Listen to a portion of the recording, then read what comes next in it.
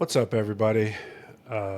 Happy July 4th to you. I hope it's a good day for you today. I hope you have all 10 fingers and toes as of tomorrow when you wake up.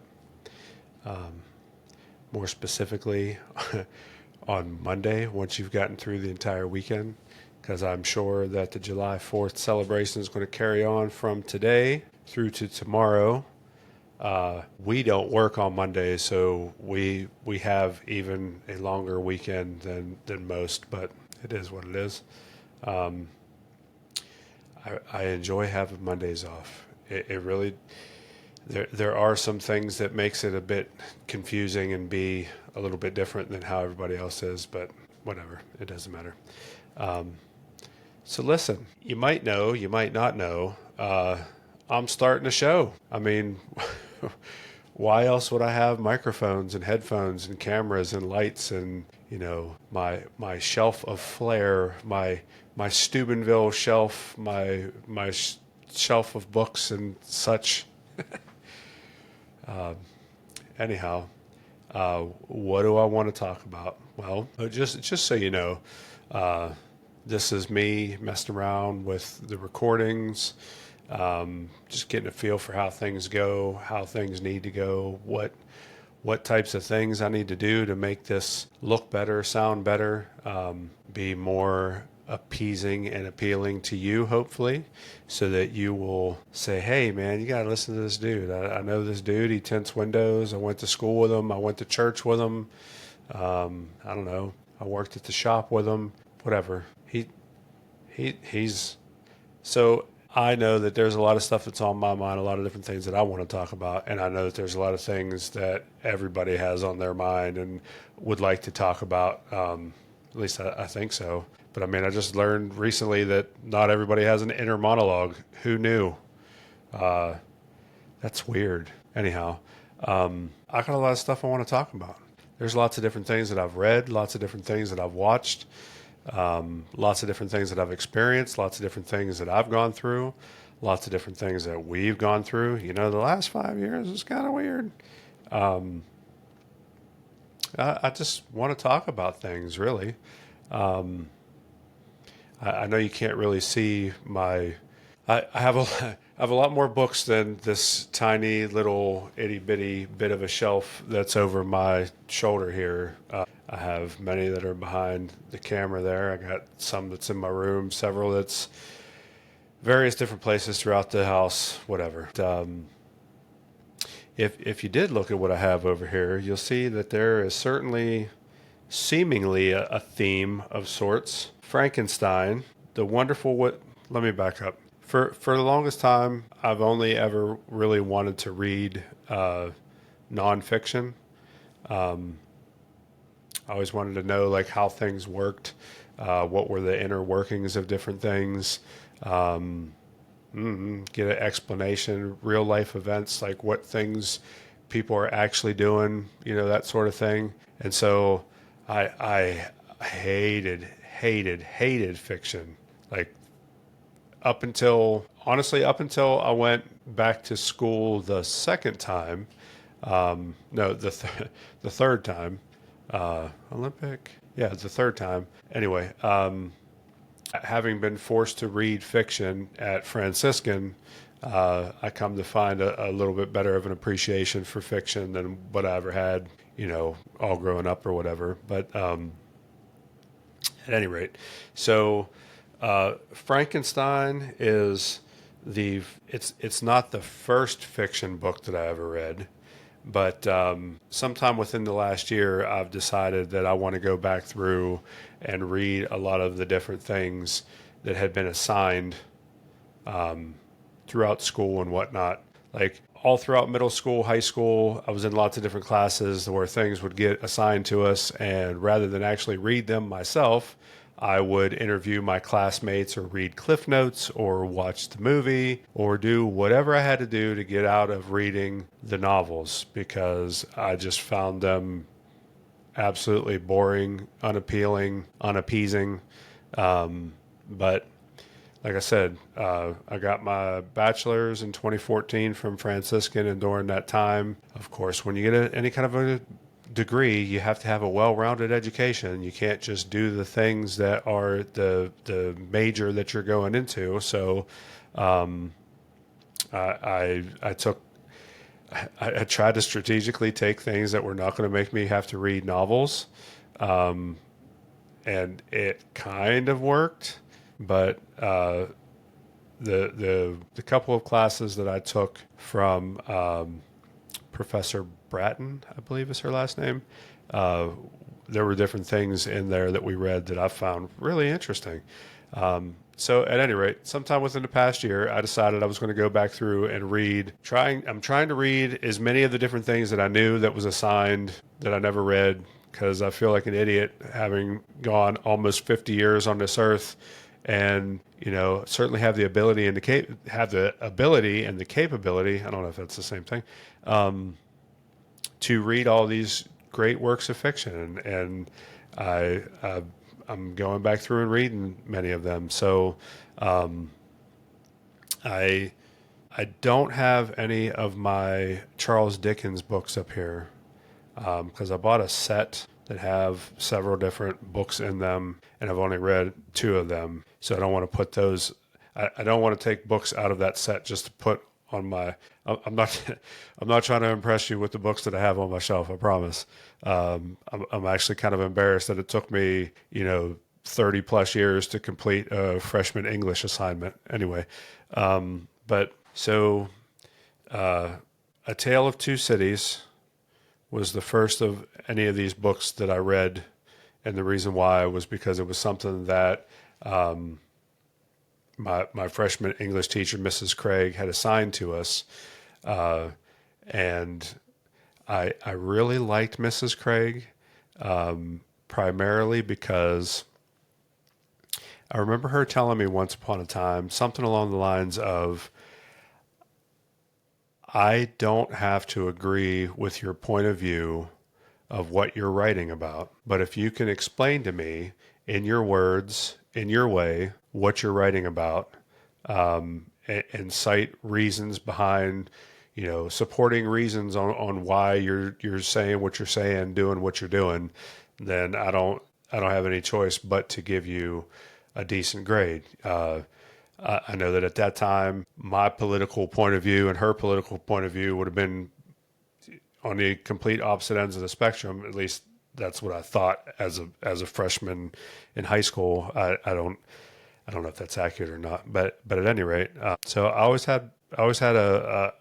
always fond of Mrs. Craig and had a respect for her, and so getting back into the reading fiction, I decided that I would go back to the first assignment that I skipped out on from Mrs. Craig, which was A Tale of Two Cities. Well, it was many books, because she gave us like a summer reading list, which, why in the world would you want to give kids a summer reading list? Anyway, now maybe it's a good idea. Maybe you shouldn't spend all your time doing nothing all summer long. Maybe. Anyway, so A Tale of Two Cities, Oliver Twist, first ones that I read. Charles Dickens is great, by the way. Has a very good sense of humor, even though you might not know it unless you know it. But at any rate, Frankenstein, The Wizard of Oz, Brave New World, and then I get into back to my nonfiction stuff. So, uh, Christian Counseling and the Occult, The Devil's Alphabet, Between Christ and Satan, Simulacra and Simulation. It's a tough read. It is. It challenges you to think. It's a translation from. It's translated from French into English, and he's like a. I don't even know how you would say it. I don't think he's a psychiatrist. Let me see what the book has to say about him. It's got to be in here somewhere. Oop. That's weird. There's not something about the author in here. Most times there are. But good stuff. So I'll tell you an example of something that I heard somebody say, kind of referencing the idea of simulacra and simulation. Not we This isn't a computer. We don't live in a computer program. I don't believe that we live in a computer program. At some point in time, I may have somebody sitting across from me that believes that and will do their best to try to explain why they feel that way. I personally don't believe in that. However, the idea of simulacra simulation is that as time goes by and we do things for the sake of doing things and we kind of remove some of the essence of what things were all about, you end up with a copy of a copy of a copy to where you can't even really differentiate what is the genuine anymore. And so I heard a pastor once upon a time trying to explain this, and I know he's using a story that he got from somebody else, because I know that I've heard the story somewhere else. Plus, my wife didn't like that particular pastor, and certainly explained to me how she had heard that exact same reference from somebody else. So at any rate, the idea of a good farm making the best strawberries, and the strawberries are enjoyed by people near and far, and it gains a reputation for the farm of being the best strawberries, and people come from all over the place to get these strawberries, and they start making this be a mass production kind of a thing, and now their name is synonymous with strawberries. And as time goes by, you have different things that are strawberry related. You make, say, ice cream with strawberries or whatever. And as time goes by, you now want to take that and mash it down to make a jam or a jelly, and you add things to it, or you maybe boil water out of it so you can have concentrate and then reconstitute it later down the road. And eventually you have some place that is producing such and such farms strawberry syrup. And you get to the point where all anybody knows is this strawberry flavored strawberry, to the point of many generations later, somebody returns to the farm to finally get a taste of these strawberries that this entire empire was built off of, only to take a bite of the strawberry and say, "Ugh, that's disgusting. That's nothing at all what I remember or know a strawberry taste to be like." Well, in many ways, we live that. That's why the Simulacra Simulation book, excellent book. I really recommend, if you can get through it, to read it, or even if you can find.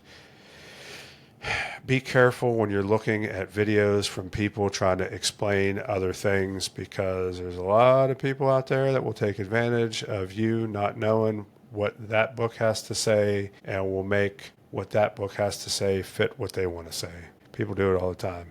There's lots of different pastors and preachers and teachers in many a pulpit and schools that do the exact same thing on a daily basis. Anyhow, the rest of my books. So Billy Crone, he is a pastor in,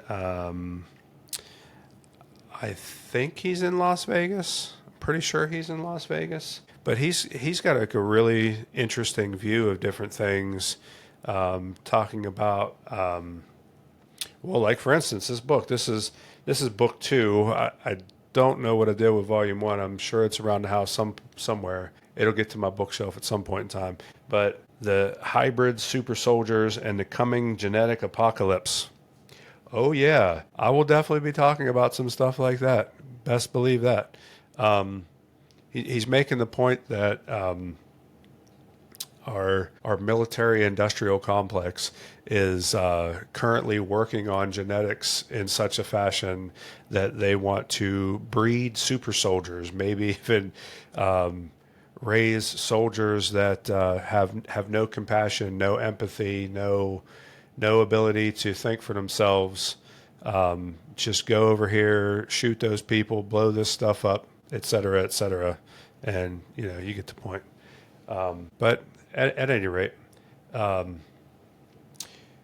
COVID book next to it, it's another one from Billy Crone, just explaining some of the different things, some of the technologies that came about as a result of the COVID-19 pandemic.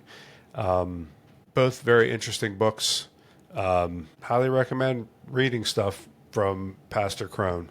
I don't agree with everything that he has to say, but he definitely brings up a lot of good points. He has lots of good information. He's done a lot of research to come up with what he's talking about in these things. At any rate, next to him, however, may be the single book that I have that, if you get a chance, you really ought to sit down and read. And that is Chaos: Charles Manson, the CIA, and the Secret History of the 60s by Tom O'Neill. So the way that that book came about was that gentleman was supposed to write an article for the 25th anniversary of the Charles Manson murders. And everything that he looked into just kept taking him down a bigger rabbit hole and further down the rabbit hole. Which, by the way, my current book that I'm reading is Alice in Wonderland. But we'll set that off to the side. The further he would get down the rabbit hole, the more he realized that he had to research this book even fuller. If you ever watch the Joe Rogan Experience, Joe Rogan brings that book up all the time. It's crazy the things that tied the CIA to MK Ultra to different experiments on the human mind, along with drugs, the different things that they were doing with hallucinogenics at the time. It's crazy. It is quite a crazy book. He has lots of things lots of different people that he interviews, lots of different things that he cites. It's wild. Highly recommend it. Go out and buy it, read it. It's a very long book. I found it to be a page turner. I will say, I feel like the very first maybe quarter or fifth of the book was a little bit slow, just in my opinion. But once you get past that, it's like, oh my goodness, what in the world is going on here? So next to him, weird scenes inside the canyon. Another book about how the CIA and military-industrial complex got involved with coming up with all of the prominent musicians and filmmakers and the different movers and shakers of the 60s that so many people based everything off of, all of their belief systems and everything off of these stars and whatnot, and how so many of them conveniently came from intelligence families, like all of them, all of the prominent figures of the late 60s, the whole hippie movement, all of it, like they all have ties to military intelligence families. It's wild. And then Acid Dreams ties right into all that stuff as well. I won't go very far into Acid Dreams. Acid Dreams more or less is talking about how the government was responsible for distributing and dispersing LSD at the time when LSD was such a huge thing in the United States, late 60s. And then last but not least, Michael Heiser's book called Demons. And that one's really good. I won't get very far into that one, but I will say that Michael Heiser has a completely different perspective on things biblically, and they're not like really crazy, way out there fringe type of things, but because he's kind of challenging the status quo of the theological viewpoint of, I don't know, the basic accepted principles of seminary. He's kind of going against some little bitty parts of that, but the way that anything like I said, the last 5 years have been kind of weird. And one of the things that I think that we have seen more than anything is that those who call themselves experts a lot of times are expert in name only. And so what you find is there's a lot of people that get themselves into positions of prominence and power. And then for fear of ever losing that, they shuck their duties and responsibilities and do things however they see fit. So I know that that was a lot for me to go through this little stack of books that I have over my shoulder. But I really just wanted to give you a glimpse of some of the types of things that are on my mind on a regular basis. The point of view that I come from as far as one of the aspects of what I want to do with this show. With that in mind, let me be clear that this is not S1, E1.